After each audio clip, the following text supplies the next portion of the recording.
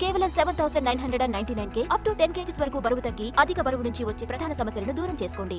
గోషామహల్ స్టేడియంలో పోలీస్ శాఖకు చెందిన బ్లాక్స్ ను తరలిస్తున్నారు సిబ్బంది. గోషామహల్ పోలీస్ గ్రౌండ్ ను Hyderabad police commissioner CV Anand సందర్శించారు. హార్స్ గ్రౌండ్ ను చక్నీవాడ సమీపంలో నిర్మించిన తాత్కాలిక హార్స్ షెడ్ ను కొత్వాల్ పరిశీలించారు. సెల్ఫ్ డిఫెన్స్ పై ట్రైనింగ్ తీసుకున్న మహిళా పోలీసులను సిపి అభినందించారు. గోషామహల్ పోలీస్ స్టేడియంలో ఉస్మానియా హాస్పిటల్ నూతన భవనం నిర్మించడానికి ప్రభుత్వం నిర్ణయించింది. హాస్పిటల్ నిర్మాణం పనులు త్వరలో జరుగుతున్నాయి. ప్రభుత్వం పోలీస్ శాఖకు ఇక్కడే 11 ఎకరాలు కేటాయించింది. 11 ఎకరాల్లో పోలీస్ శాఖకు చెందిన 7 జోన్లకు చెందినటువంటి పలు కాంప్లెక్స్లు నిర్మించనున్నారు. టీటీఐ పక్కన మరొక 2 ఎకరాలు సైతం కేటాయించారు. సీఎం రేవంత్ రెడ్డి ప్రత్యేక చొరవతో 55 కోట్లు కేటాయించారు. పోలీస్ కార్పొరేషన్ ద్వారా బిల్డింగ్ నిర్మాణ పనులు త్వరలోనే ప్రారంభం కానున్నాయి.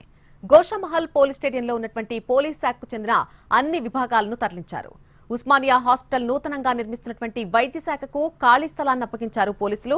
మరొక సంవత్సరంలో పోలీస్ శాఖకు సంబంధించిన బిల్డింగ్స్ పనులన్నీ కూడా పూర్తి చేస్తామన్నారు సివి ఆనంద్.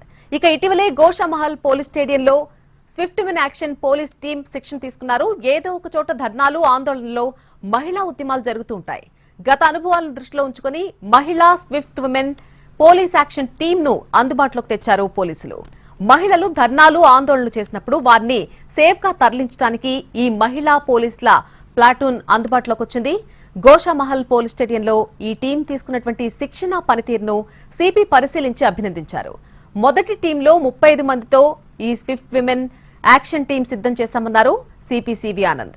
త్వరలోనే నగరంలో 2 ప్లాటూన్లు కేటాయిస్తామని చెప్పారు. ఒక్క ప్లాటూన్లో 21 మంది మహిళా పోలీస్ సిబ్బంది శిక్షణ తీసుకున్న వారిని కేటాయిస్తామన్నారు. ట్రైనింగ్ తీసుకున్న మహిళా పోలీస్ సెల్ఫ్ డిఫెన్స్ ప్రదర్శించారు. మహిళలు ఆందోళనలు ధర్నాలు చేసినప్పుడు వారిని సేఫ్ గా తరలించడానికి ఈ టీం ఎంతగానో దోహదపడుతుంది.